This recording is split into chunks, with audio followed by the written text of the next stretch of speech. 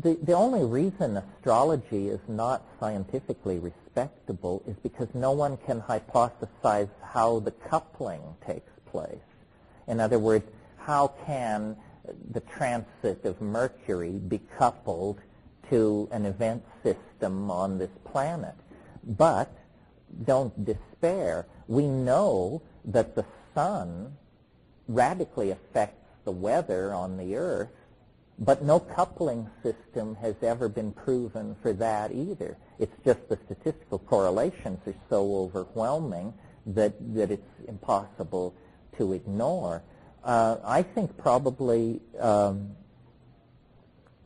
key to understanding astrology is you're going to have to go outside of astrology to understand it, to something like fractal resonance. The reason the pattern in the stars is repeated in the pattern of your life is because there's only one pattern to begin with.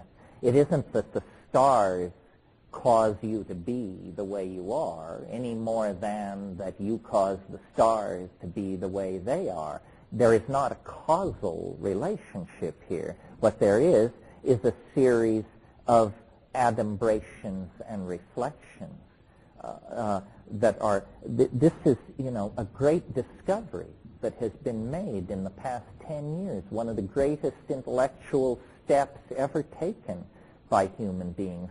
A new law of nature is now discernible, and I can state it for you.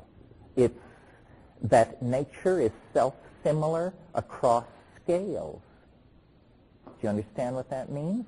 It explains why an atom looks like a solar system and why they both look like a galaxy, because nature is self-similar across scales.